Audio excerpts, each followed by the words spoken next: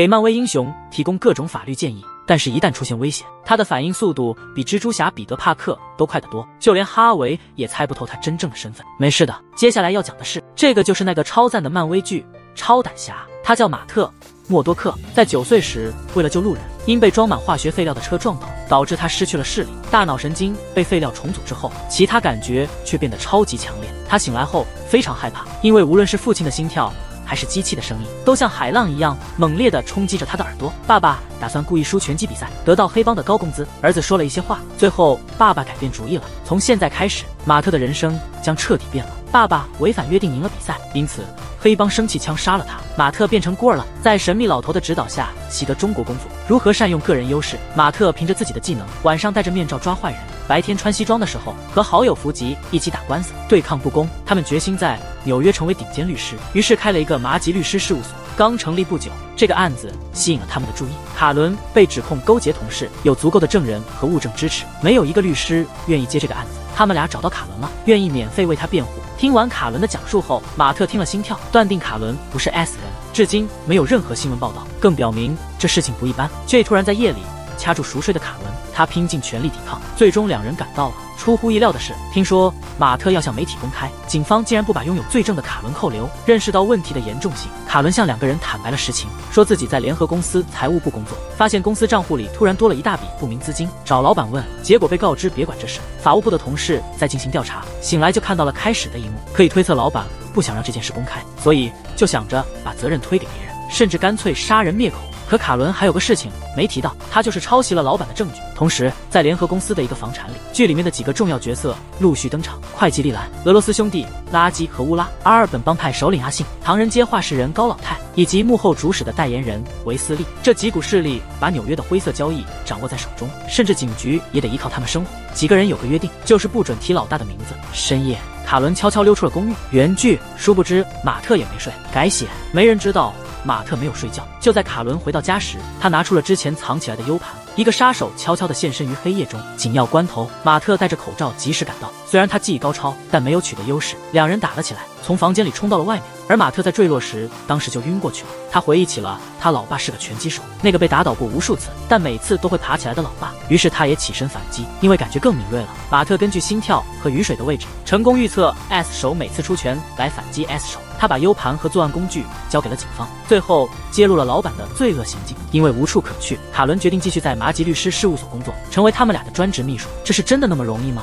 丽兰改动了财务报表，并且所有相关人都神秘消失了。幕后大 boss 靠一句话就搞定了，成功脱身了，还特地注意到了面具男。俄罗斯黑帮垃圾现身，众人目睹男孩被夺走了。为了介绍马特在救人时陷入埋伏，最后受了重伤，只能躲进垃圾桶躲避追赶。一个男孩发现了马特，于是找了女护士克莱尔来。他其实早就听说了关于纽约市最近出现的神秘警察，没想到这位警察竟然是个盲人。马特救人的事情传开了，克莱尔对他的印象改变了。给伤口上药时，马特说有人在追他，然后叙述了整个经过。没等克莱尔惊讶，马特又通过 C 级听力发现楼下有人在询问自己。有人到了，对方抽的是普利马烟，喷的是便宜的古龙香水，这只是马特用鼻子嗅到的。克莱尔觉得自己疯了，他调整好情绪，打开门，一下子就闻到了混合着烟味和香水的气味。克莱尔否认见到过马特，然而不自然，眼神还是暴露了他的不对劲。男人没有露出丝毫不安的迅速离开，立即打电话求救。马特听到消息，马上去走廊，拿起灭火器，倒计时开始。克莱尔开始有些犹豫了，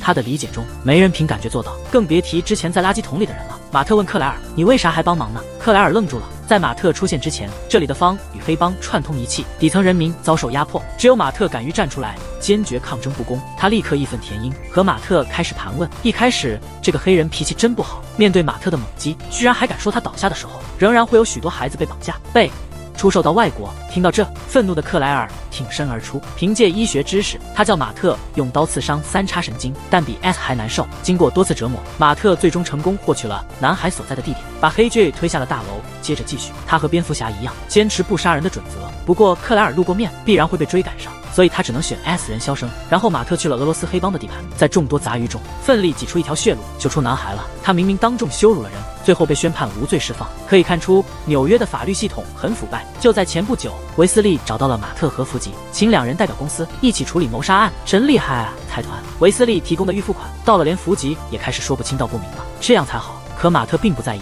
维斯利从头到尾都没自我介绍，他们太不礼貌了。而且他们才刚开业不久，首先对立，最后曝光贪污丑闻。平常理讲不应该向他们求助，维斯利为什么找2个人？就是因为他们新手，而且还公开了公司的丑闻，所以他收买了陪审团和法官。如果这2个人能够赢得官司，谁能料到所有事情全是他一手策划的？等维斯利离开，马特和福吉商定去警察局见面，暗中尾随维斯利，用超级听力试一试。最后听到他上了一辆神秘人的车。一回到警局，地中海嘴巴里嘟囔着冤枉，但马特察觉到他的心跳异常平稳，完全没有受害者应有的情绪起伏，而且他还是罪犯，为什么要让财团花这么多钱呢？马特开始怀疑，于是他试探性地问了一句。地中海的回答很冷静，让马特明白无论怎样，地中海最终会无辜释放。与此同时，卡伦因为泄露机密被联合公司起诉了，律师转变了谈话的方向，可以不告他，只要卡伦拿赔偿钱就闭嘴，他们就不理睬这件事了。赤裸裸的522让卡伦愤怒不已，立即找到了新闻记者老黑，老黑也在烦恼没有大新闻，于是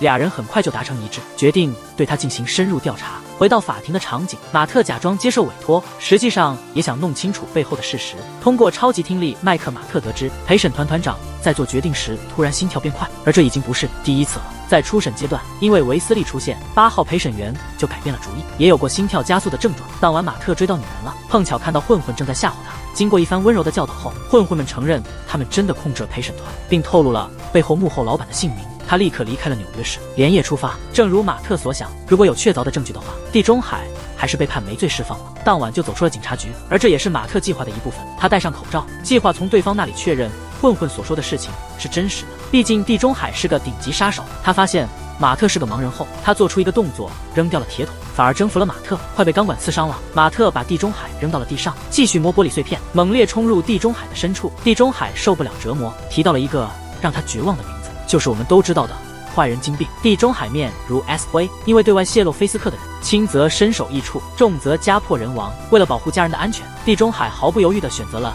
自 S。菲斯克的恐怖传闻有多吓人呢？现在的菲斯克呢，遇到了他一生唯一爱上的凡妮莎，他犹豫不决地邀请凡妮莎一起吃晚饭。如果不是我已经知道后面的情节，我真的无法把他和一个反派联系在一起。之前也有人请自己，为了让他能早点走，甚至把画廊里所有的画都搞定了，不知道是蝙蝠侠还是绿箭侠，但凡妮莎都不同意。菲斯克有点沮丧，这时候却有个人叫住了他：“你就不能买下所有的画吗？大家记得拿本子记笔记。”菲斯克的回答简直是恋爱笔记的巅峰。凡妮莎有点心动，所以同意和菲斯克吃晚饭。同时，马特从公开渠道获取到信息，没有找到任何关于菲斯克的信息，因此他多出手了一些次数，迫使菲斯克露出底细。果然如此，基因工程不可解决糊涂赵先生。维斯利和其他人对此感到不悦，如果不立即解决，将很快扩散至其他产业。但拉基尔听到这句话时，感觉更像是菲斯克在取笑他的无能。维斯利告诫拉基，你可以做千万件事，但千万不要提起老板的名字。可拉基实在太过分了，不仅要说一次，还要再强调一遍。维斯利走了，拉基带着小弟弟乌拉来医院了，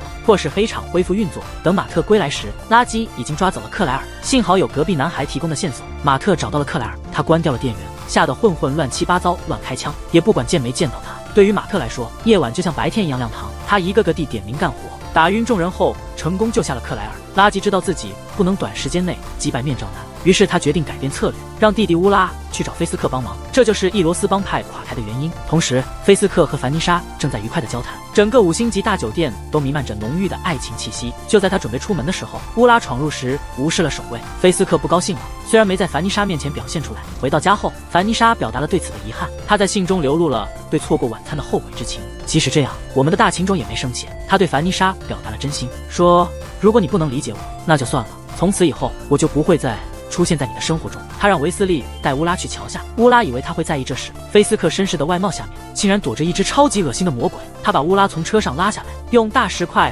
狠狠地打击乌拉，在菲斯克面前改为站在菲斯克面前。俄罗斯人就像小鸡一样，战斗精神旺盛，完全没有还手的机会。乌拉拿出刀，没想到菲斯克居然穿着超硬的皮甲，他抓住了乌拉，不停地用车门猛烈碰撞，一直到乌拉被分尸为止。维斯利一脸无表情地坐在车内，他已经习以为常了。解决弟弟后，哥哥也快要 S 了。第1日帮自己找到垃圾维斯利，然后假装不知道问乌拉在哪里，乌拉立马回来了，被手下们抬回来。弟弟 S 没有完整尸体，垃圾非常伤心，开始哭了起来，而维斯利默默地站在一旁，为了等垃圾找到他准备的礼物，然后狠狠背叛他，这只是为了拖延行动时间。同时，菲斯克找来其他3个人，希望他们能原谅自己的冲动。这个道理谁都明白。高老太和阿信痛批菲斯克破坏平衡，丽兰愤怒不敢说出来，如果知道他因为女人才这么做，我猜丽兰会说几句臭骂。菲斯克说，一旦自己消灭了伊罗斯邦，他将接管所有业务，然后与大家平均分配利润。大家都是为了生活而奔波，宅在家中也能收获金钱。大家都默许了菲斯克的做法。马特戴着口罩现身，伊罗斯邦的人见到他都像见到祭一样，问他后才发现是被冤枉的。警察来了，马特看到情况只能放弃了。马特去了警察局，就一起租客纠纷案，与警方朋友布莱恩申请了案件档案。在等待时，马特听了 C 级听力，发现昨晚的恶棍就在审讯室里，而且还亲耳听到他提到了菲斯克的名字。这先是有点惊讶，继续摆脱混混的束缚，和搭档大壮开始了表演。菲斯克无所不能，把他的势力扩展到了各个领域。律师马特束手无策，他在晚上戴上面具，制服当时射击的黑警。得知垃圾的位置后，通过他的手机短信，没有理会克莱尔的挽留，匆忙赶了过去。同时，菲斯克包了整个餐厅楼层，为了让凡妮莎这次不受干扰，他们喝着82年的拉菲，不停的闲扯。过了几个小时，连一件重要的事情都没提到。菲斯克首开局面，其实凡妮莎早就知道菲斯克的身份，但还是被他吸引住了，忍不住想要了解他。菲斯克毫不掩饰，他表示正在策划修复这座摧毁的城市，无法推动改变，只能暴力解决问题，伤害过许多人，接下来还会伤害更多人，只有经历磨难后才能重新开始。凡妮莎被他的坦率打动，于是他就把自己的命运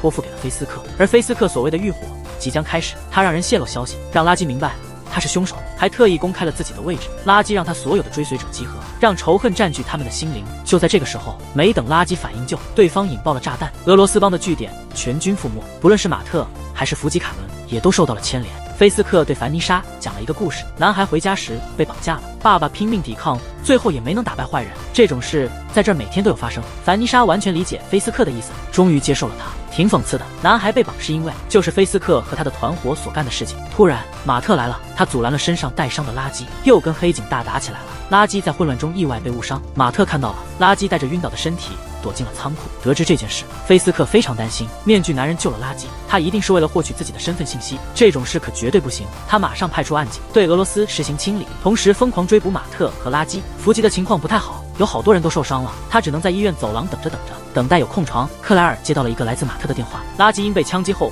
昏迷不醒，如果不及时止住血流，克莱尔没时间，怎么约垃圾？马特敏锐地发现仓库有急救箱，在克莱尔的指导下，马特拿出火柴，然后继续给垃圾的枪伤进行烧伤处理。垃圾在昏迷中被痛醒，声音太大，吸引了附近的注意，他求救所需支援。接着进了仓库后，发现了垃圾。突然发生了这件事情，马特突然在黑夜中出现，他猛击了对方一拳，然后用反手把他摔倒，感受到自己的心跳。马特惊讶地发现自己有好觉察力，于是他的心情也有所转变，他直截了当地告诉好查，通知总部取消增援。谁知这个人真是太直爽了，立即行动，就露出了马特的位置。菲斯克得到了消息，立刻派黑 J 去现场，让维斯利找记者过来，他希望每个人都看到面罩男人的丑陋真面目。而仓库里也没什么安静，垃圾醒来后，反过来马特忍辱负重打击恩人，从3楼摔下来，砸在1楼，又晕倒了。同时大量警察和媒体聚集在这里，马特想开下水道带上垃圾走，但突然无线电里传来了菲斯克的声音，他对马特的行为太赞了，不过并非每个人都能有好结果。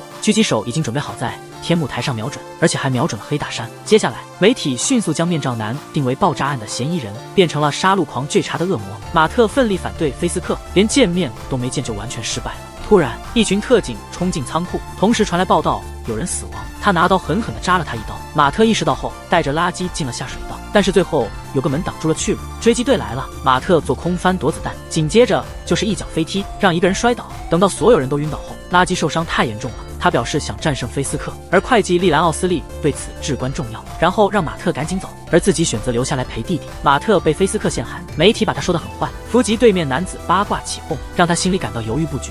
但怎样才能阻止菲斯克才是最重要的。通过盲文资料，马特找到了丽兰经常出现的位置，等阿信走后挡住了他。马特上去就是一个大闭锁，没等着继续问，突然听到一个熟悉的声音。丽兰偷偷地拿出电击器，打倒后成功逃走，不是其他人来的，正好是马特失踪多年的教师棍手。他嘲笑马特老头连自己都处理不了，还需要讨论怎么解决菲斯克的问题吗？但是马特经常抱怨他突然离开了，这几年的孤独只有他明白。老人发现讨论离题了，然后他开始谈到了阿尔本地的黑帮，今晚有个危险武器要到港口了。阿尔本黑帮叫它黑空，是一种能进入人体的黑暗物质。看了看周围，一个老头用讽刺的口吻嘲笑马特变得犹豫不决，只会想着自己存活。在当前情况下不改变的话，总会有一天与菲斯克对峙时，你会像 S 字般不留一丝线索。为了帮助马特进化，他决定带上马特去消灭黑空。记者偷偷调查，阿尔本黑帮和伊罗斯帮都和联合公司有联系，怎么证明呢？卡伦想起一桩案子，房东强行赶走了廉价公寓的租客。然而就在这个时候，突然发生了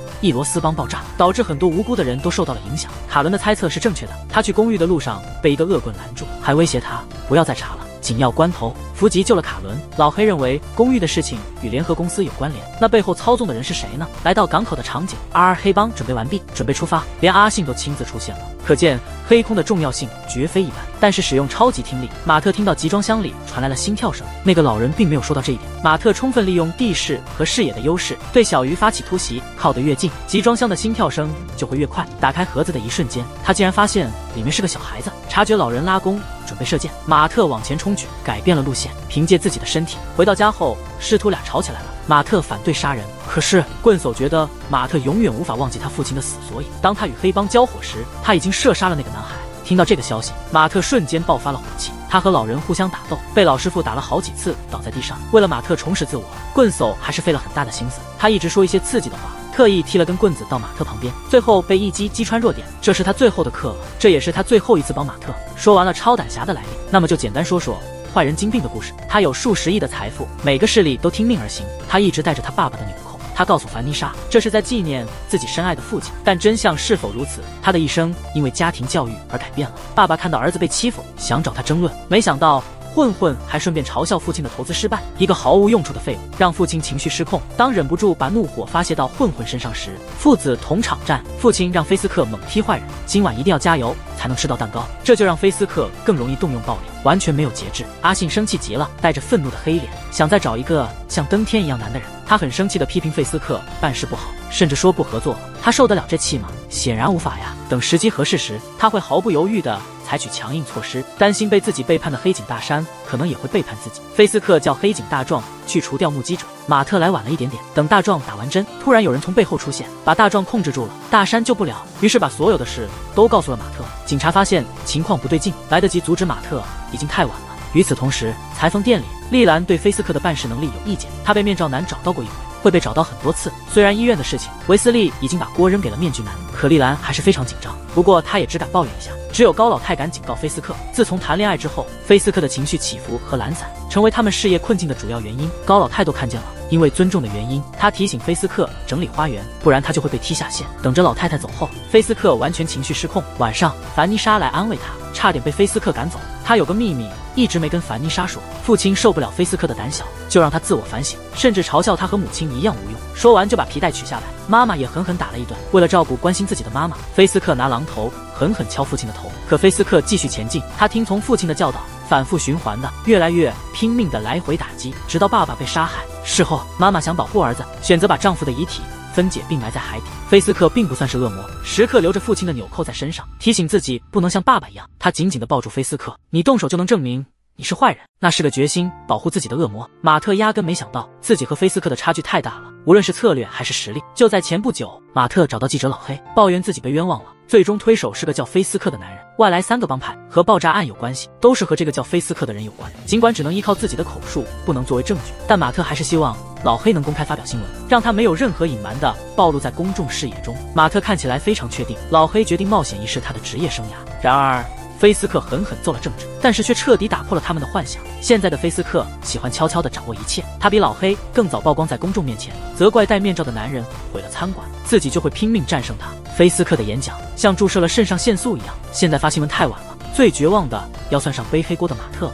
可菲斯克继续前进，策划爆炸后，他只花了很少的钱，便买下了市中心好几套公寓。对于阿尔本黑帮的资助表示感激，准备把一套公寓给阿信。阿信要处理掉戴面罩的人。菲斯克做事十分细致，所有线索都没有证明菲斯克与爆炸事件有关。当几个人完全不理解时，马特想到了凡妮莎，一个女人陪伴着菲斯克在重要场合，他之前从没见过她。他以买画为借口到画廊看看凡妮莎是谁。就在这时，菲斯克闯进来，气场超强，连马特都激动地握紧了拳头。确认他们的关系后，马特以租户问题为理由反对，无法和菲斯克私聊，离开了画廊。马特找到神父，思考着是否应该放弃原则去杀人。神父知道马特的身份，并告诉他，如果有人准备往水里投毒，谁杀了 S 是下毒的人，还是被害人中毒了 S 药吗？对于杀人的理解取决于你认为是否必须杀他来阻止悲剧，还是悲剧无论如何都会发生，但你还想干掉他呢？刚回到律所，卡伦就接到了电话，租客案中的镐钉子在 S 家门口太讨厌了。布莱特表示是混子干的，只有他们明白这是菲斯克赶人用的龌龊招数。更气人的是，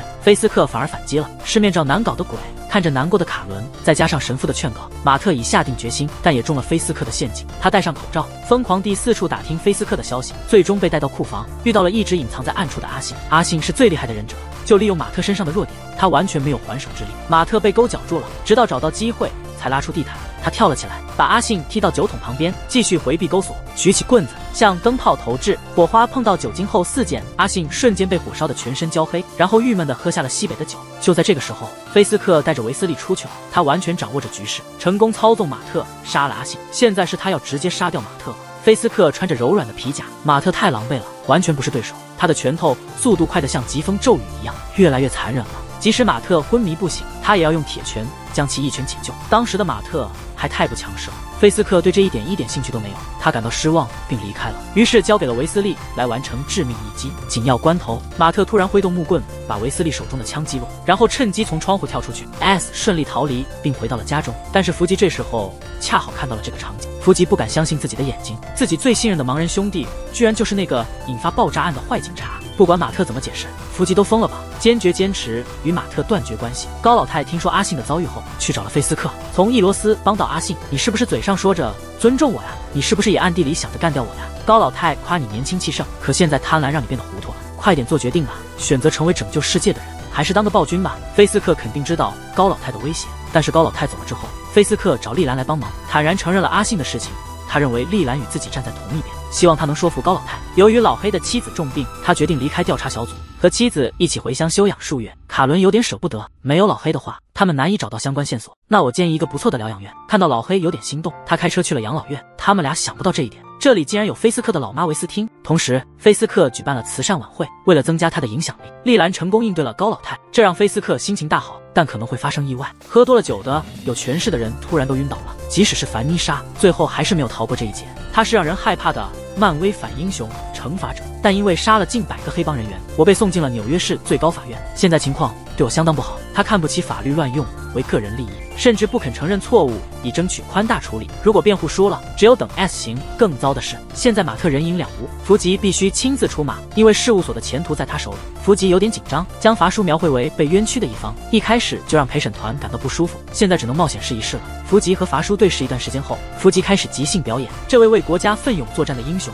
在战场上毫发无损，回到家后就看到家人正面临黑帮的枪口，而且乱枪打得稀烂一片，没有一块是完整的。警方不在乎，地检官不肯帮忙，才是导致悲剧发生的直接原因。你们遇到这种情况会怎么样反应？可惜福吉奋发陈述的话，并没有打动陪审团。该到证人出庭了，马特终于迟到了。马特还没来问，负责检查叔叔家里的法医竟然披露了被埋藏了2年的秘密，情况太糟糕，法庭得暂时撤离。法官终于同意，法医开始陈述：2年前有个神秘人威胁了法医，迫使他改变了对伐叔一家的护检报告，还有一个没有名字的尸体。一说完，原告和被告秒慌不拢。他说他选择自爆是因为昨晚他被另一个女人欺负，对方戴着口罩，外国口音听起来有点重。马特吓坏了，这就是艾丽卡。但是2年前的案件和这个没啥关系，不能改变形势，导致法医的证词无法被接受，让福吉辛辛苦苦的准备白费了劲。庭审完毕后，他阻止马特，并爆粗口，觉得马特突然来去。马特完全不关心2人的未来，现在他啥也说不上来。其实就是昨晚，他和艾丽卡偷偷的进入阿尔公司，偷了一本笔记本，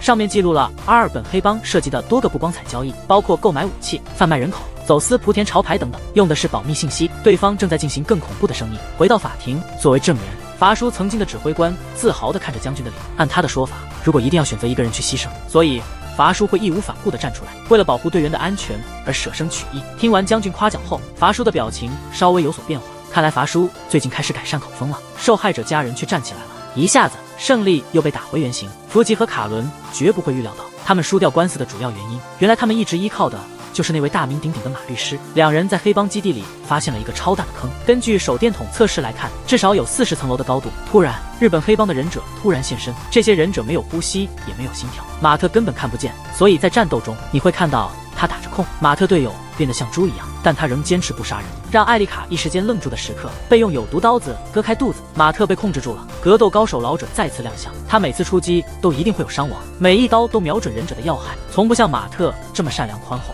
回到房间里，棍手现场调制特效解药，治好了艾丽卡身上的毒。不过为什么这时候棍手会冒出来呢？反复询问，棍手告诉马特一个让他无法接受的真相：刚才那个忍者是来自阿2组织的，就是阿信背后的团队。他们知道如何长生不老，试图找到他们所谓的黑暗之中，企图将他们的权力扩展到全球。为了阻止他们，老棍子创建了一个反对组织纯真会，并将小孩子培养成战士。而艾丽卡的真实身份，棍手是掌控马特战士的人，也就是说，马特爱上的是自己的师姐。心烦的马特来到了法庭，但他一点准备都没做，甚至背离原先的辩护计划，描述成战后的伤痕累累。虽然赢得了大多数人的同情，但也惹怒了杜叔，说他是疯子。这就意味着他杀的黑帮成员会被说成是被疯子杀害的无辜人士。如果他亲口承认的话，那么他的家人就得为这些无辜市民付出代价了。因此法叔宁愿接受处罚，也不愿浪费时间看这些乱七八糟的东西。最后，这个世界对他友好相待，这是金并人生中最糟糕的一天。心爱的女人喝了有毒的酒后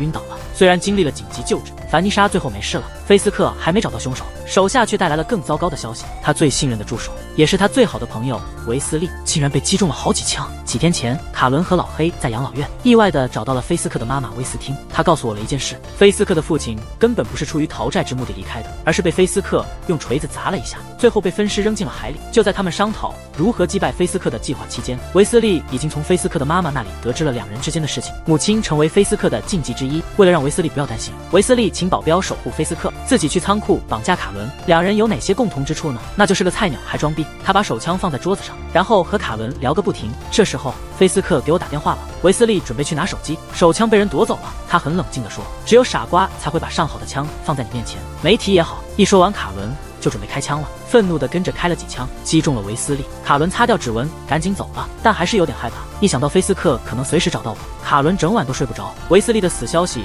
最终传到了菲斯克尔的耳朵里。当他到达仓库，看到好朋友的房子时，满脸尽显愤怒和悲伤。负责任的保镖成了菲斯克发泄的方式。菲斯克发觉到早上5点57分，他居然给他妈妈打电话了。他于是去找他妈妈，想看看维斯利在去世之前有没有对他说过什么。可维斯汀得了老年痴呆症，完全忘记了每个人，只能无奈的菲斯克要搬妈妈去别的城市，不让敌人利用他对他造成伤害。同时，马特无法忘记被打的情景，也开始变得焦虑不安。难道菲斯克没有弱点吗？打听多个消息，马特最后找到之前提到的那家裁缝店，这件菲斯克的软甲就是在这里制作的。裁缝被逼着为菲斯克效劳，以保护家人。于是马特答应了裁缝，只要他能为他制作一套战衣，他可以战胜菲斯克并救回裁缝的亲人。然后马特又找到老黑，拿出了顶级的面粉。根据黑哥的调查结果，高龄女子在利用视力有障碍的人生产面粉，俄罗斯帮负责销售，但自从拉基斯后，销售任务似乎由菲斯克接手完成，所以他们打算摧毁高老太的藏身之处，让菲斯克迷失方向。找到那个地的基地的方法是什么呢？马特有办法。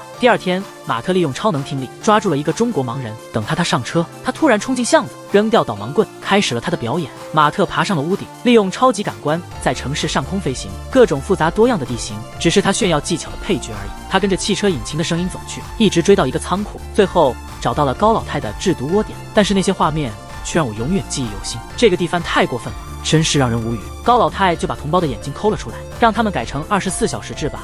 地运地，眼前的情景完全改变了马特对邪恶的理解。这时候，高老太带着他的人来了，马特趁势连续出手，将两人打晕，准备继续询问高老太。等马特恢复意识，高老太人间蒸发了，火已经烧遍了整个仓库。马特用枪射击水管来灭火，帮忙人出了仓库。高老太找到了丽兰，凡妮莎被下药毒害的人是他们。菲斯克和凡妮莎恋爱后的那一天开始，他时而开心，时而生气，甚至还有点心不在焉，都会让利益集团几乎崩溃。两人密谋暗杀凡妮莎，只是为了让菲斯克应对当前的重要任务。没想到 S 还对维斯利造成了间接伤害。在菲斯克还未被发现之前，高老太打算回国避个风头。丽兰也有自己的算计。老黑找到报社头，用菲斯克弑父抛尸这个标题，想让头儿同意报道，让所有人都看清他的真实嘴脸。连领导都是菲斯克的托儿，他反对老黑发布新闻，同时还把他开除了。老黑失望地找到妻子，却无法表达内心的委屈。揭露真相就等于直接挑衅菲斯克，于是就发生了可怕的事情。黑嫂察觉到老黑开始犹豫不决，所以只有最勇敢的记者才敢揭露真相。妻子的鼓励是他最大的动力源，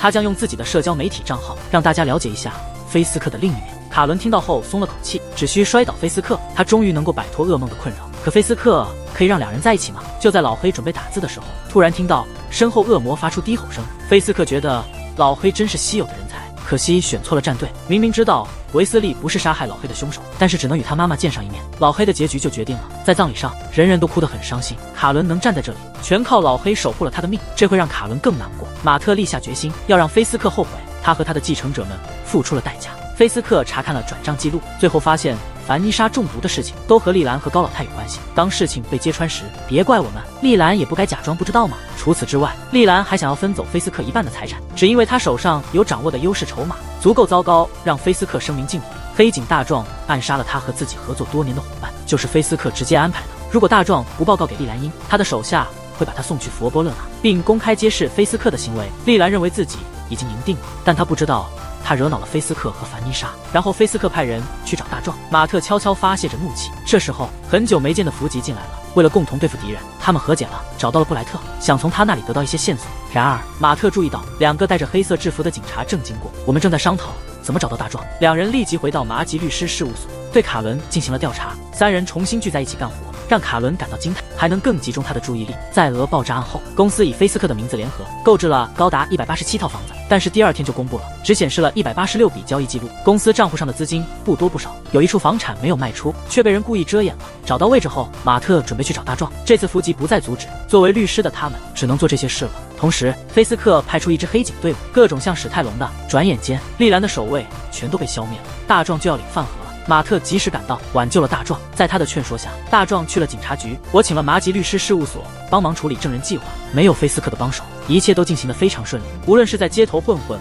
还是任何其他场合，最后公司财务状况或者是市长候选人，全部涉嫌受贿行贿，被捕关押。而在其中，福吉和马倩在这件事上起了重要作用。马倩的律师所在福吉的劝说中，马倩搜集到的内部犯罪证据，就是压垮菲斯克的最后一根稻草。然而，菲斯克已经输定了，在被抓前，我还是得向凡妮莎求婚。一切安定下来之后，三个人碰杯庆祝，却不知道菲斯克对现状的看法，早就准备好了相应的东西。这时，马特才醒悟过来，三个人匆忙结束用餐。这次，他想用他自己的办法战胜菲斯克。同时，两个守卫其中一个变坏了，没人能阻止菲斯克了。他和凡妮莎商量好，要一起乘飞机去远方躲避消失。但突然间，一根木棍插入挡风玻璃中，导致卡车翻车。而来的人不是其他人，马特第一次穿上了定制的战甲。就像菲斯克说的那样，并不是每个人都能得到幸福的结局。马特信心爆棚，战甲给力。顺利处理掉杂鱼后，他把菲斯克逼进了巷子里。然后他们再次开始了第二场对决。虽然菲斯克很强，可是他战斗经验不足。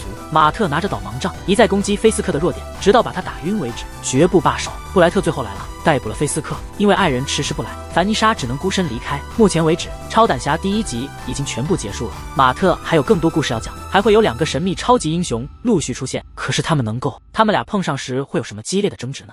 自从菲斯克被马特击败后，朴素的地狱厨房还是没有变得平静。他的名字是格洛托。就在1个小时前，我只是爱尔兰帮的一名小混混，帮派高层被神秘组织袭击，并且在极大的火力打击下 遭受了巨大的伤害。格洛托幸运地逃过一劫，可帮派却认为他成为了追杀目标。他请了麻吉律师事务所的3个人，希望他们能担任污点证人，申请保护计划来保护证人身份。没等马特答应，格洛托因为受伤太严重昏迷了。同时，案发现场非常惨不忍睹，所有人在 后都失去了一只手，就算穿着防弹装备，还是被大炮打中了。布莱特建议2人别管这个案子，对方有一个类军队的组织，技术精湛，掌握的武器足以毁灭城市一半。但是通过超级听力，马特是听说的，本地的帮派地狱恶犬也遭到了惨烈的屠杀，谁能够如此残忍呢？刚放出来的小黑告诉马特，菲斯克进监狱后，各方都疯了，他企图完全吞并菲斯克的产业，他可以向新晋的范地集团打探线索。但是当马特来的时候，这里每个人都跟猪一样，被钩子吊在冰箱里等待死亡。马特害怕的是，对方只是一个人，而不是一群人。同时，魔鬼已经来到了医院，黑色冬季不变的防寒外套，给他一个标准小平头，大家都可以想象出，他其实就是那个负责惩罚超级英雄的家伙。病房里的格洛托听见声音，马上带卡伦离开医院。伐叔拿起狙击枪，瞄准格洛托，就要开枪了。马特准时到达，他和伐叔开始近身厮打，但却发现自己无法控制对方。伐叔其实是弗兰克·卡斯特的真名，我是个退役的海军陆战队上尉，除了精通使用枪械，熟练掌握各种格斗技巧。经过一场激烈的战斗后，伐叔变得有些不耐烦了，一枪打中马特的脑袋，然后消失了。幸好头盔做得很好，马特只是晕过去了，头部没有被子弹射穿。安排好马特了，伏击去了警察局，碰到了地方检察官雷耶斯。到目前为止，伐叔已经杀死了近100人，都是地狱狗和爱尔兰黑帮来的，以及 D 集团的帮手。雷耶斯自称是惩罚者，绝不停止，直到彻底击败。他要求格洛托戴上耳机，假装和地老大进货，骗他给我货。要拿到他的犯罪证据，必须给予他证人保护计划。在雷耶斯的极力逼迫下，作为辩护律师的伏击最终只能同意了。冯特被追中子弹脑袋，感官出了大问题，但他一直保持不停止。马特把破的头盔拿给裁缝修一下，然后就去了爱尔兰调查谋杀案地点，沿着地上的狗毛和血迹走，最后找到了伐叔的房子。屋里只有一只受伤的狗留下了，和各种强力武器。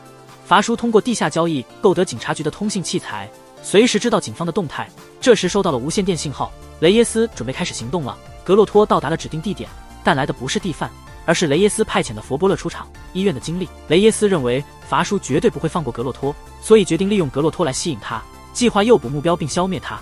就在这个时候，一辆超级大卡车闯入现场，尽管一开始就被疯狂射击打住，里面坐的压根不是伐叔，后面有黄雀。伐叔站在水塔上等着格洛托露面，准备给他一个致命一击。马特猛扔烟雾弹，乘机接近伐叔。远处的狙击手发现了，对两人进行了无差别射击。马特被困境包围了，根本没法对付伐叔的攻击，所以索性直接罚叔叔，直接跳下2楼，脑袋又被狠狠地敲了一下，导致马特感觉乱七八糟。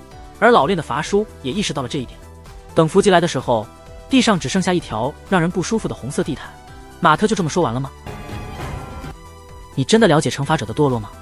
伐叔的真名是法兰克·卡斯特，曾是海军陆战队上尉，为国家做出了贡献。但是由于亲眼目睹黑帮私刑事件，他的妻子和孩子们都遭遇了枪击。我相信叔叔肯定有罪。他还嘲笑马特坚持不杀人的原则，只会让坏人做更多坏事。为了让马特明白真相，把伐叔带来格洛托，把手枪交给马特审判。格洛托解决了帮派中的叛徒，而背叛者的妻子和邻居就因为见过他长相，最后都落入了克罗托手中。如果马特让他就这样走了，那可真是对 S 太不公平了。那么谁负责呢？马特一直不肯开火，于是伐叔把枪指向了格洛托。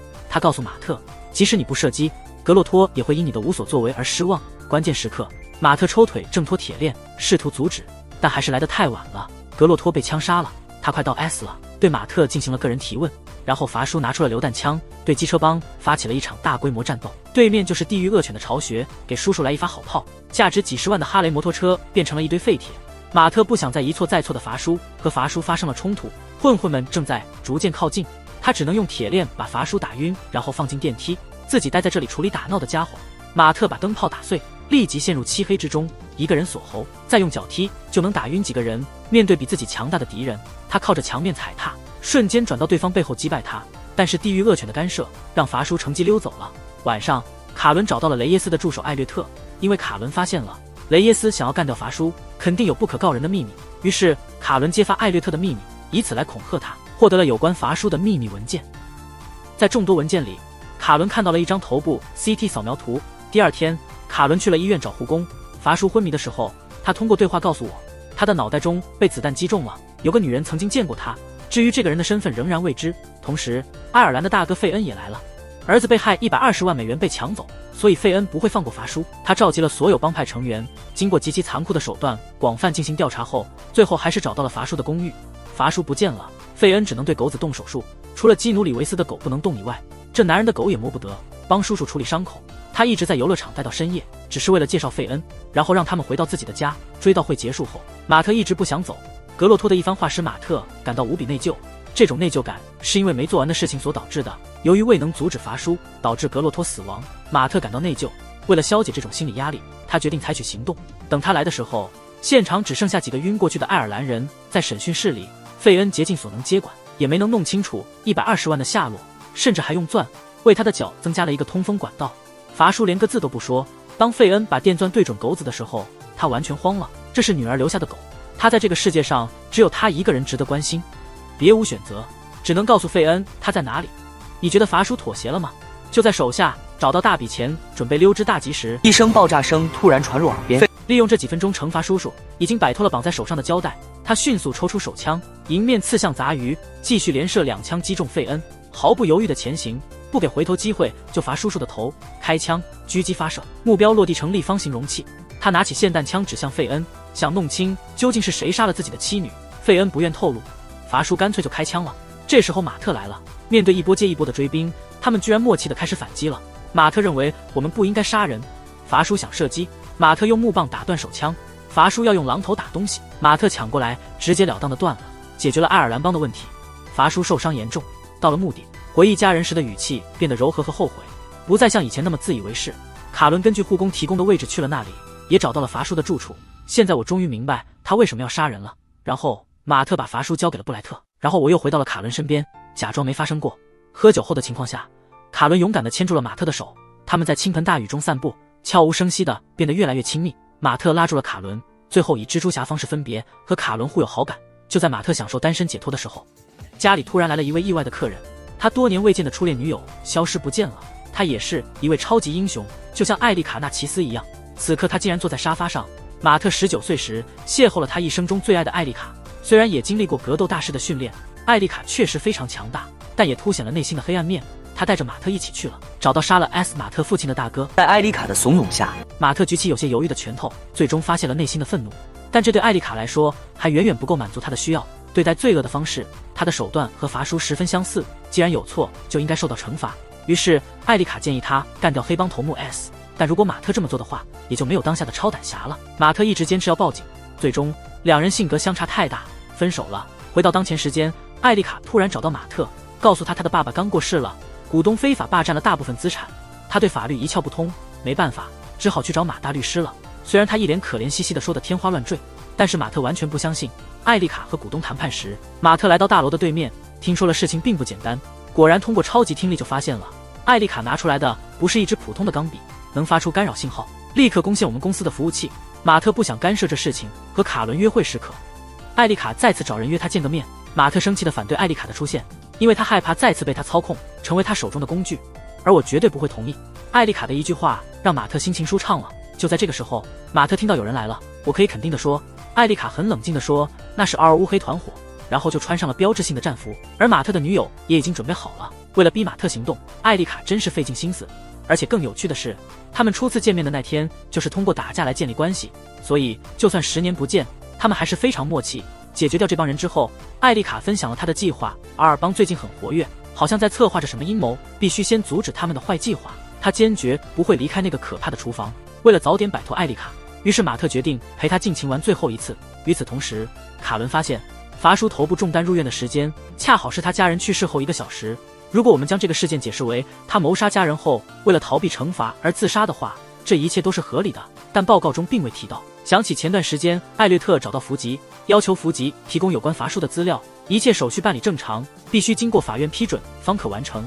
可是艾略特却打算私下交易，甚至被福吉拒绝后，他还威胁要打击麻吉律师事务所。由于存在多个疑点，雷耶斯一定有所隐瞒。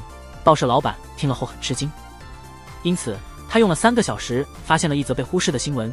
2年前，3大帮派在游乐场大战，爱尔兰帮地狱狗以及贩毒集团，这就是被伐叔追捕的3个大团伙。而事情发生的地方的游乐场竟然和全家福的背景一模一样。了解相关联后 ，Dashed 3个人是扮演辩护律师的角色，来到医院找到了伐叔。这是一次赌博嘞，如果替伐叔辩护的减刑失败，那就意味着法律界他们将不再受到重视。尽管紧张激动会让肾上腺素增加，但卡伦还是拿出了照片，希望伐叔为了家人坦白实情，可能是钦佩卡伦的勇气，或者是长期的苦闷无人倾诉。叔叔解释了当天发生的事情，并且答应卡伦会自愿认罪，争取减刑。然而伐叔一眼看到雷耶斯的瞬间，他突然大发雷霆，在公证人面前很气愤地声称自己无辜，并要让雷耶斯下地狱。完蛋了，庭审提前到下周了，他们没有足够的时间找到翻案证据。如果要为自己进行无罪辩护的话，他是监狱里最可怕的人。在被监禁的第1天，他就刺伤了狱中的头目，徒手与存在 S20人做斗争，就连看守都不敢惹他，立刻把这个杀手从监狱中放出。出狱前的牢狱岁月只用了不到1天的时间，他就是漫威的反超级英雄惩罚者。第1天坐牢，菲斯克自告奋勇找到伐叔，他发现地狱恶犬是爱尔兰团伙，都与监狱头目达顿有来往。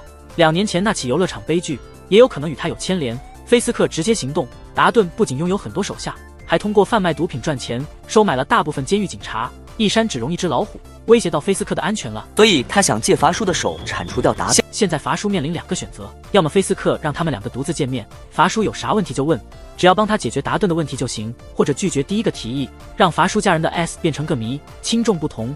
伐叔迅速找到了答案，在菲斯克的协助下，伐叔来到 A 区，要先干掉一个人。得知真相后，他继续逼问三大帮派聚集的原因，就是因为一个叫铁匠的神秘人做的。虽然没人见过他本人，但是他供应的面粉质量真的非常好。因为这个原因，当年达顿就成了他的中间商，正与3个帮派进行交易中。不知道哪里来了个警方卧底，于是就引发了激烈争斗，结果给伐叔的家人带来了麻烦。卡伦也听到了法医说的消息，他在法庭上提到的无名氏就是警方安排的黑帮卧底。这个家伙既不是罪犯，也不是公园的无辜受害者，他其实是个卧底警察。在此之前，卡伦还发了一份王报告，发现卧底的资料被故意删除了，那谁又在刻意掩盖呢？在获取到所需信息之后，伐扔沙达顿准备走，可是这时黑警却封锁了出口，打开4级犯人的牢门，执行对 S 叔的惩罚活动。菲斯克才不在意呢，无可奈何，伐叔只好开始还击。由于接下来的场景太暴力了，所以怎么做并不重要。经过一番激战，伐叔最终击败了20人。现在菲斯克是监狱的头头，狱警只能听他的指挥。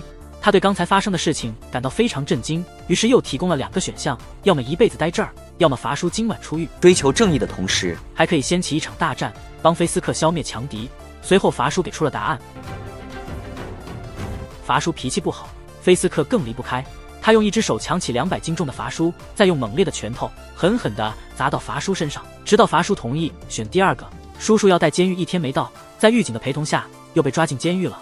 同时，刚睡醒的艾丽卡抓紧棍子就很厉害，棍手把他的身份透露给了马特，表示2人的感情回不去过去了。他生气地把老人赶走了，躺在床上考虑怎么跟马特交代。然而马特刚回家，一支箭劲直接打在他胸口上。他是守和会的忍者，通过一种训练技巧，忍者的呼吸和心跳几乎无法察觉。他暴力袭击了一位盲人马特，踢了下还没好的艾丽卡的脚，毫不给2人休息的机会。紧要关头，马特在空中旋转3周半，闪开飞镖后开始反击。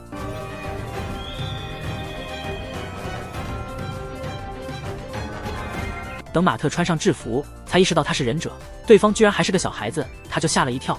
男孩的脖子被割了一刀，他非常生气。最后，由于原则上的分歧，我们把艾丽卡赶走了。之后的举措只有马特一个人能做。马特使用暴力方式捉到了奥尔公司的会计斯坦，斯坦的孩子被守和会关押了，因此不得不替他们办事，逼迫斯坦揭露守和会的阴谋。马特闯进了守和会的地盘，问个详细的，找到斯坦儿子了，但是他们看到的景象让他们吓坏了。能人死后真的能复活吗？阿信被马特亲手杀害，在一记的安静后，他终于回答了：你已经通过了，这东西根本没有。上面写着苏字的容器是不是他复活的关键？就在刚才，马特碰到了斯坦的儿子，还有其他几个人被守和会奴役着。这些人眼神空洞，毫无活力，很难想象他们差点被吸干血液是怎么活下来的。突然，阿信出现了，马特吓坏了，他就把输血管砍断了，带着一个神秘盒子又突然消失不见了。好不容易平息了一波，又接踵而来。马特终于把血奴送去医院了。一传出伐叔越狱的消息，地狱厨房顿时陷入混乱。然而最紧张的是地检官雷耶斯，他当年着急想立功，在游乐场未清空的情况下，针对3大帮派进行了收拾。结果可以预见，不仅警察卧底惨遭背叛，就连伐叔的家人也在错误的时间错失了正确的地点，惨不忍睹的被痛击。伐叔是愤怒的越狱了，他会成为我们的首要目标。就在这个时候，马特听到了声音，他拼命挤开伏击卡伦，但最终还是没能救活雷耶斯。为了避免情况变得更糟，马特带伏击去医院，然后到达监狱，询问菲斯克关于伐叔下落的事情。马特猜想的没错，伐叔逃狱了，确实跟菲斯克有关，但他也太错了，竟然用凡妮莎威胁那只野兽。眼下菲斯克一点线索都没有，屠杀仍在进行中，所以即使马特被打了，也只能走了。随后又有人被谋杀 ，S 者是负责研判尸检的法医，所有迹象都指向伐叔，所以要阻止伐叔再次行动。卡伦马上回家，试图从资料中找到答案，找出更多可能的受害者。就在这时候呢，伐叔突然进来了，他说他不是凶手，甚至为了证明自己无辜，把双手高举过头背在身后。但同时，军人的直觉感觉到了一点杀意。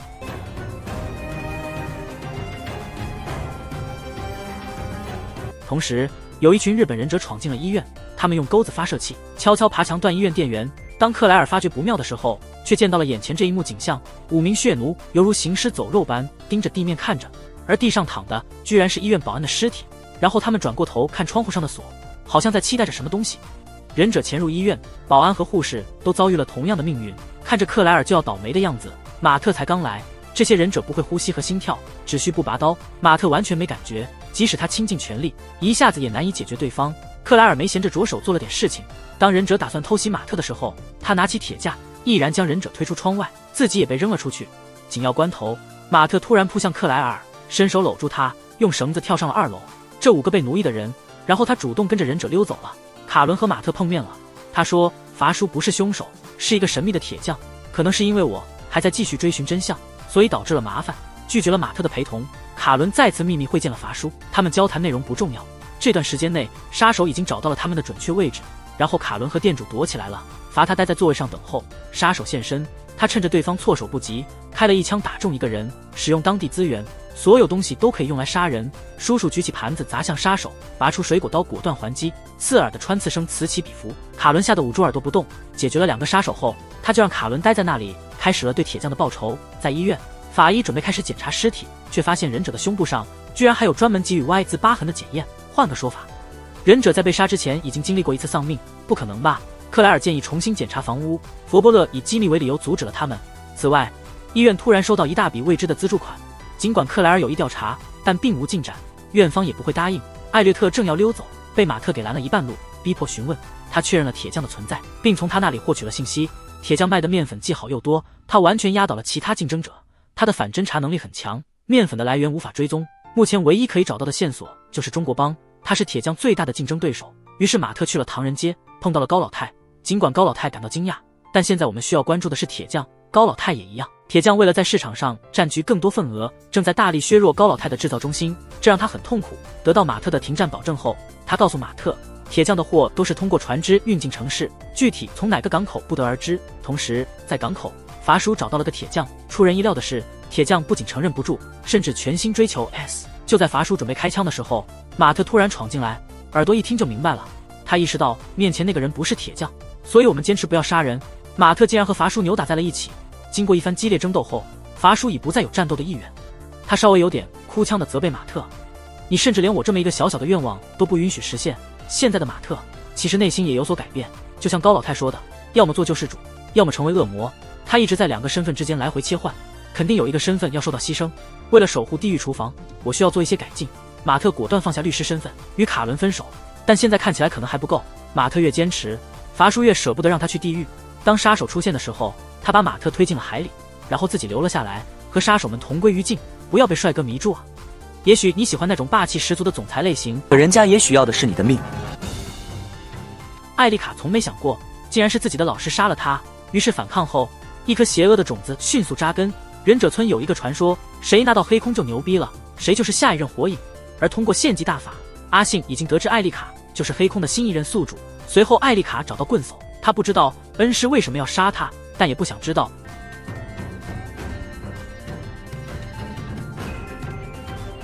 2人的出手都毫不留情，棍手用刀抵住艾丽卡，艾丽卡也将绳索缠住棍手。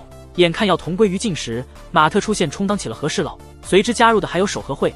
忍者将2人团团包围，然而真正目标其实是棍手。等他们反应过来，棍手和忍者已经消失不见。为了救回棍手，马特立刻来到事务所，试图找到手和会的基地，但忍者出入无影，光凭一张地图如同海底捞针。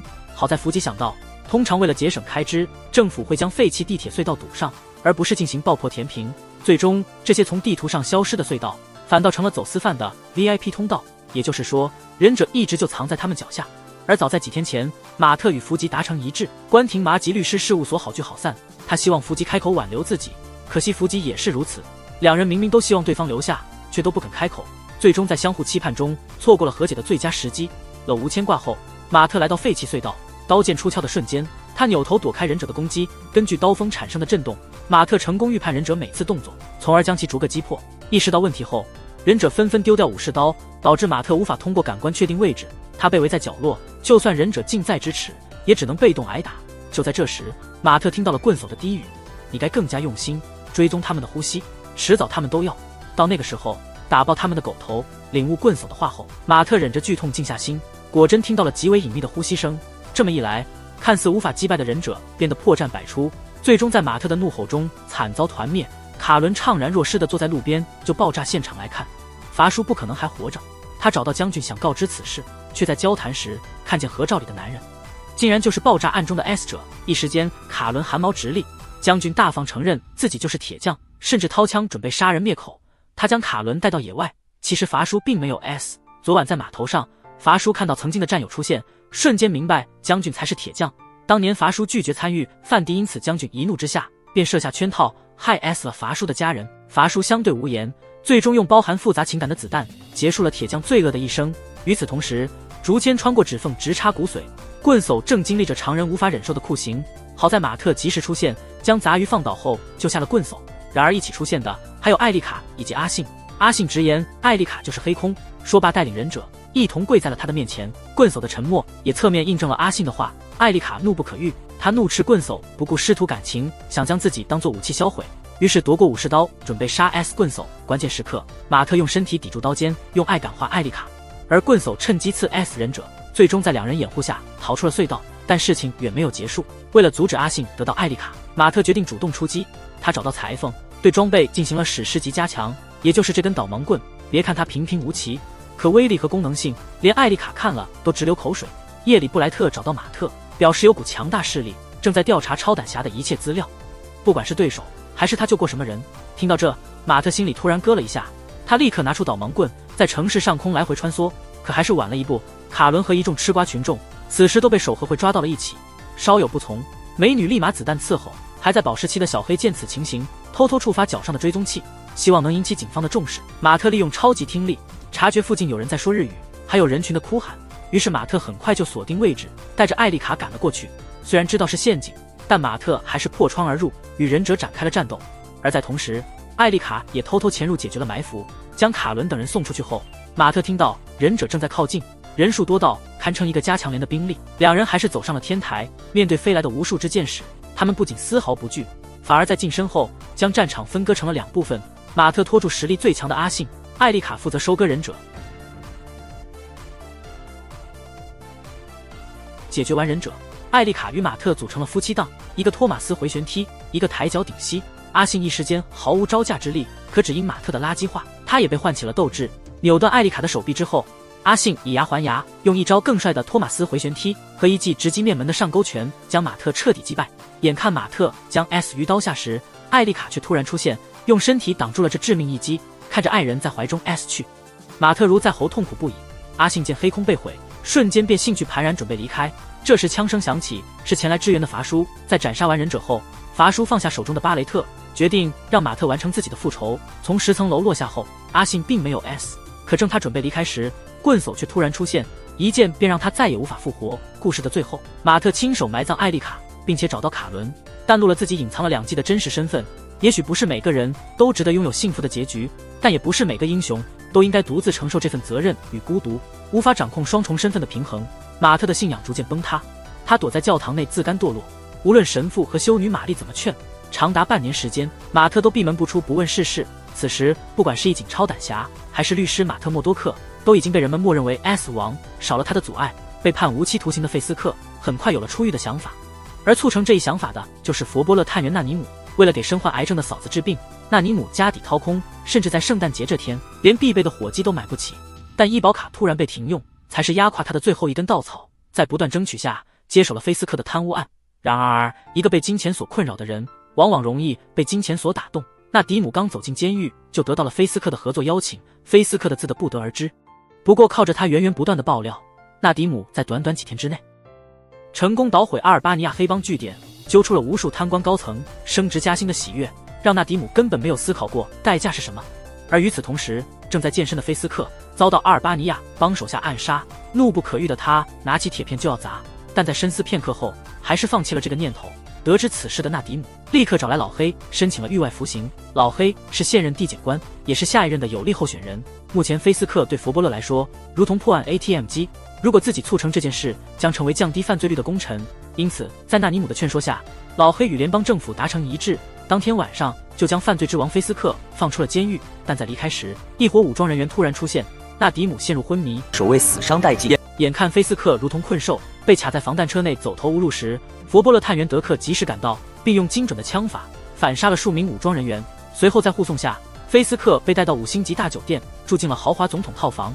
但没有人会想到，这次埋伏的幕后主使正是菲斯克一手策划的。现在警方坚信他们的破案 ATM 机有生命危险，因此狱外服刑提案变得牢不可破。消息一出，福吉与马特三观尽毁，菲斯克被指控5项重罪，不管是哪一样，都足以判处他20年牢期。现在他只靠爆料，就让他们一整季的努力付之东流，换做谁都难以接受。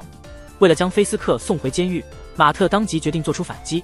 为了查清菲斯克在密谋什么，盲人马特来到酒店后面，得到安全门进出密码后，偷偷爬上车，摘下墨镜，穿上后勤人员制服，接着面带微笑混进了酒店。他伪装成正常人，手里不断翻阅报纸，实则是在用听力收集线索。但菲斯克周围守卫众多，因此马特根本无法靠近顶楼。正当一筹莫展时，菲斯克的律师刚好经过，于是他跟着律师来到停车场。经过一番温柔教育，得知了菲斯克的目的。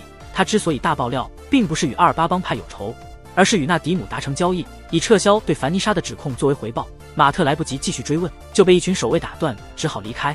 为了证实律师的话，马特找到福吉，看着这个 S 去已久的挚友，醉醺醺的福吉笑出了猪叫，但确认不是梦后，福吉猛然将马特拥入怀中。他有太多思念与埋怨想要诉说，可还没等说出来，马特便离开了酒吧，同时带走的还有福吉的律师 ID 证件。而菲斯克知晓超胆侠没有 S， 自然也不会坐以待。马特冒用福吉身份信息，成功混入当地监狱，见到了从前的委托人大壮。大壮表示愿效犬马之劳，可听说马特在打听228帮，他突然肾上腺素升，还莫名其妙干了马特一拳。不等马特错，狱警便以检查身体为由，将他带进了医务室。但马特发现监控悄悄调转到了 S 角，狱医也突然拿着针头刺向他。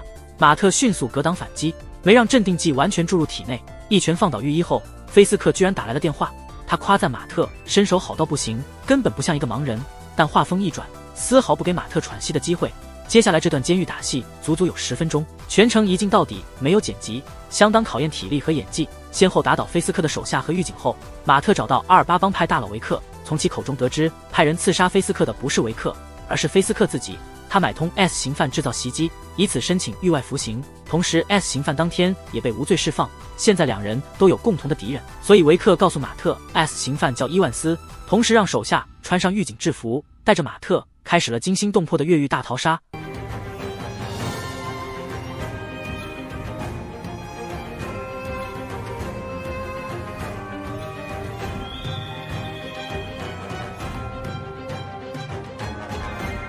他一路险象环生，好不容易爬出了监狱。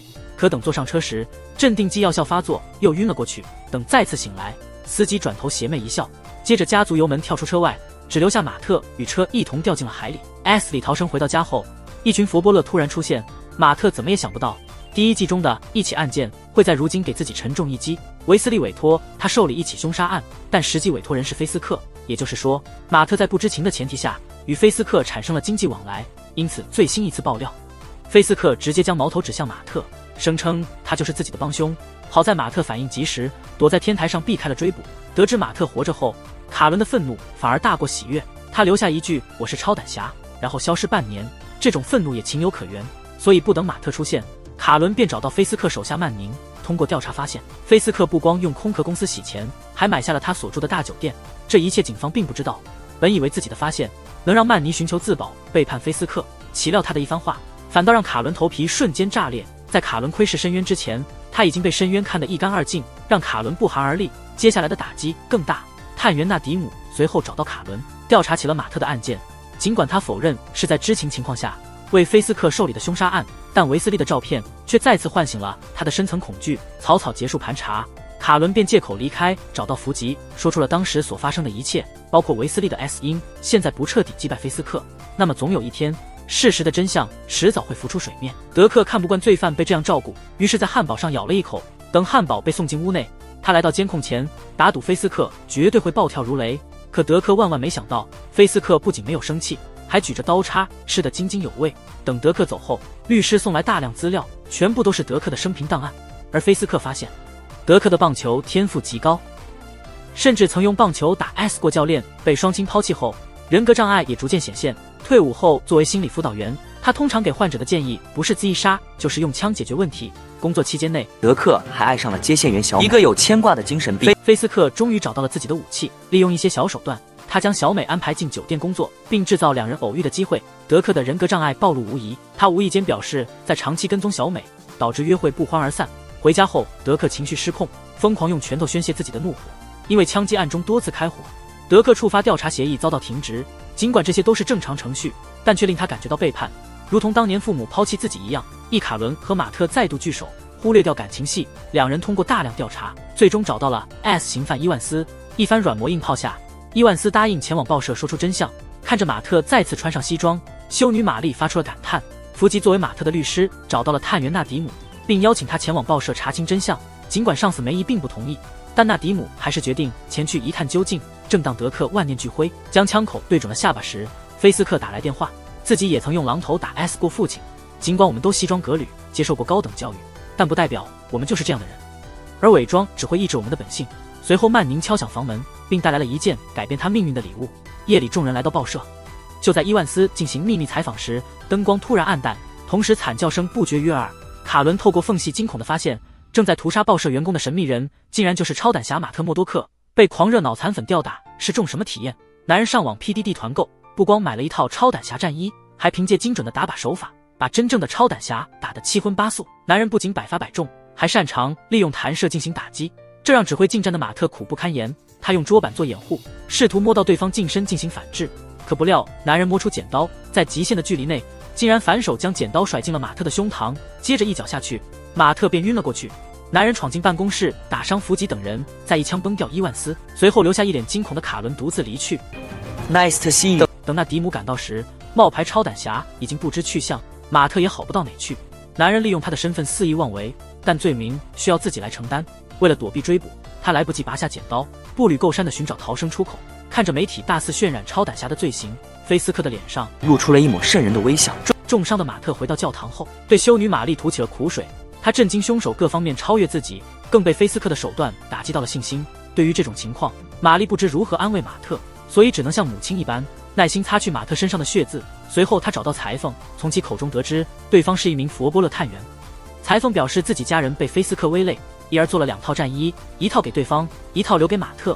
话音刚落，马特就听到了急促的脚步声，而这也是菲斯克一手安排的。裁缝奋不顾身地挡在前面，他一个抱摔拦住佛波勒，共有20人 S 于报社袭击。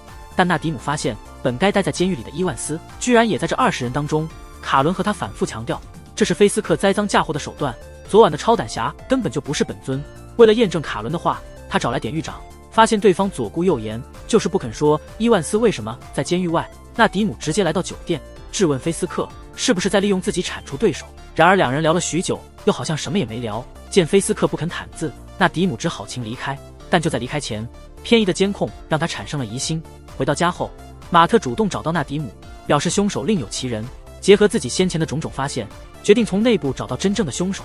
纳迪姆找来值班记录，发现事发当天只有德克一人申请了病假，而监控记录显示，德克曾多次转动监控，甚至是关闭。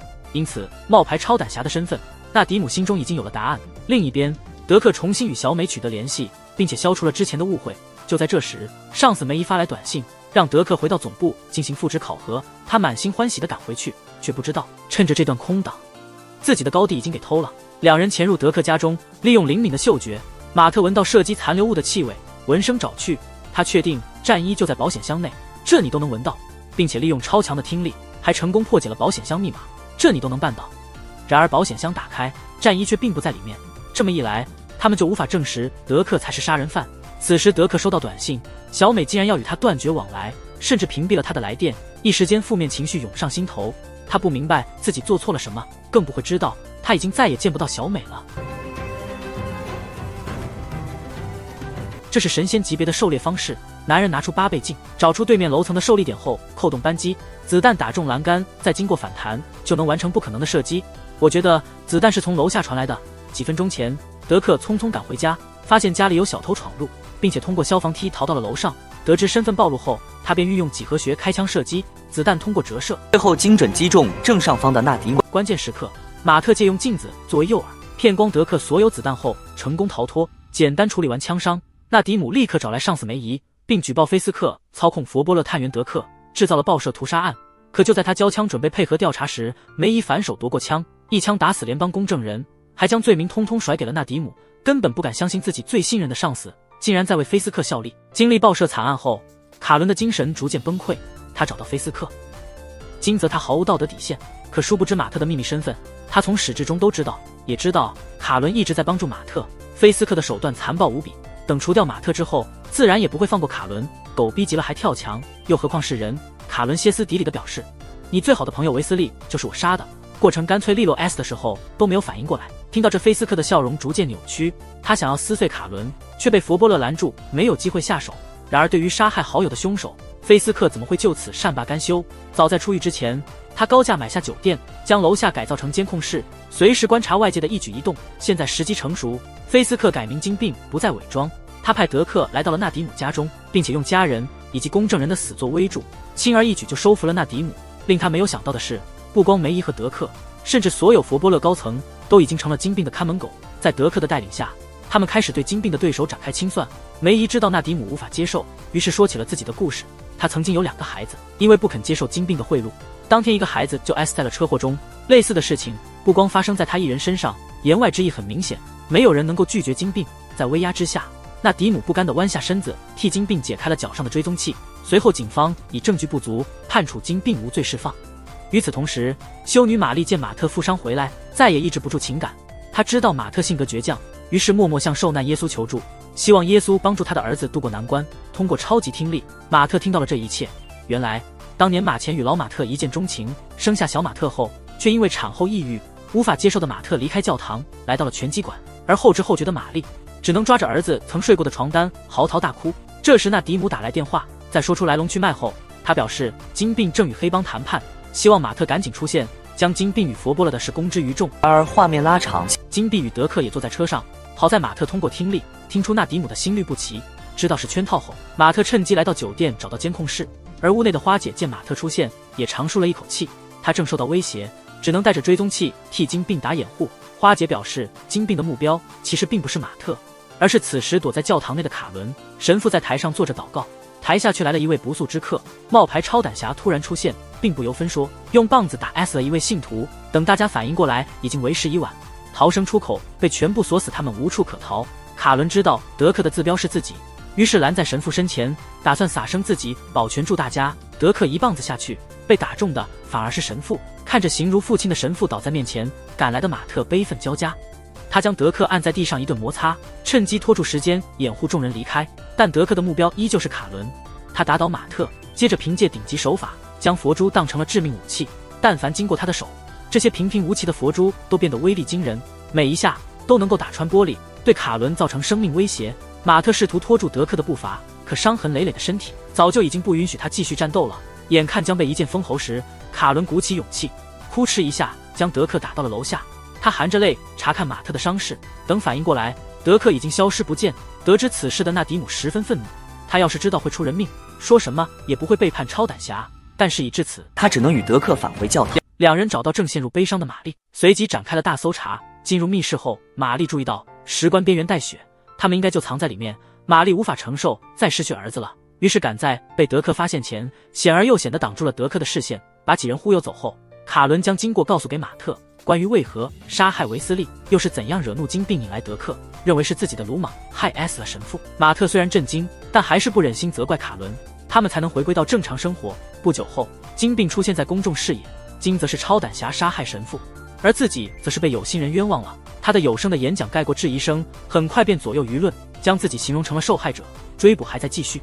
马特察觉到搜捕犬的气息，这说明他们时间不多了。趁众人不注意，马特偷偷从窗户离开教堂，随后福吉作为律师匆匆赶到，为卡伦申请了自首。根据地方法律，卡伦涉嫌当地一起谋杀案，因而当地警方布莱特有权带走卡伦。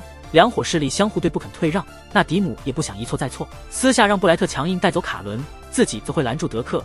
眼看纳迪姆百般阻挠，德克的情绪管理再度失控。离开教堂后，布莱特没有前往警局，而是放走了卡伦。随后事务所三人再度会合，并敲定用法律手段打败金并，而纳迪姆就是最佳证人。因为背叛金并，纳迪姆知道必然会遭到报复，他与家人准备连夜离开，但还是晚了一步，杀手冲进家中连番射击，纳迪姆的备弹已经所剩不多了。好在关键时刻，马特从身后出现，没有让悲剧再度上演。为了赢得信任，马特摘下头套，暴露了真实身份。最终在几人的帮助下，纳迪姆的家人住进安全屋，暂时没有生命危险。而他也决定出面指认金并的罪行。早在几天前，福吉通过一段演讲，成为了地检官有力候选人。他找到现任地检官老黑，用退出选举与他达成了合作。老黑将会召集大陪审团，他们只需将纳迪姆安全送到法院，就能揭露金并操控佛波勒，利用冒牌超胆侠制造报社惨案的真相。为了确保安全，马特决定兵分两路。布莱特带领警方吸引金并，他与纳迪姆坐上货车，偷偷前往法院。可不出意外的话，意外还是发生了。来不及细想，他猛然扑倒纳迪姆，在枪林弹雨中捡回了一条命。但司机领了盒饭，所以马特只能够另想他法。两人一个爆点，一个开枪。Get reloading, wait for your weapon。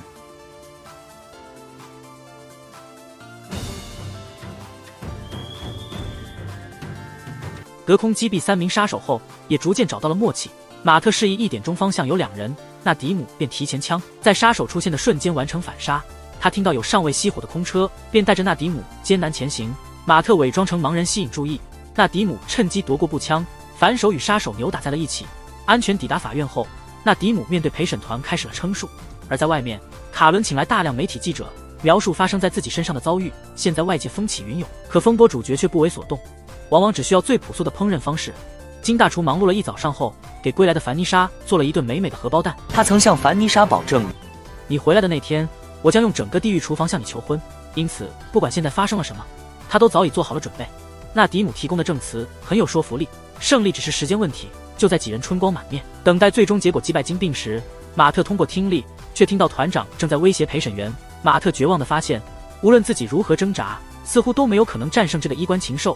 几人面露痛苦，只能看着金并被判无罪，而卡伦却被认为是哗众取宠，遭到了媒体大肆围攻。这一切令当事人纳迪姆呕吐不止，他不再相信司法系统，反而一拳打倒伏吉。回到家中静候德克的出现，随后纳迪姆 S 亡的消息就传到了他们耳边。正当伏吉卡伦陷入沉默时，马特却抓来曼宁，通过极其残暴的手段得到了他出庭作证的保证，并且得知了关于德克的一个秘密。随后曼宁被逮捕，梅姨也召开了新闻发布会，将联邦公证人的 S 甩给纳迪姆，从而与这件事撇清了关系。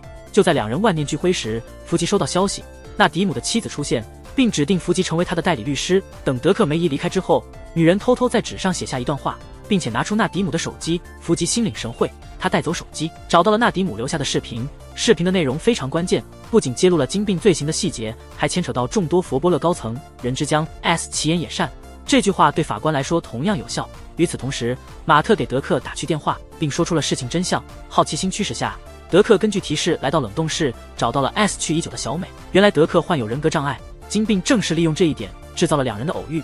当德克对小美逐渐产生依赖，在德克最无助最绝望的时候，从而左右德克的思想。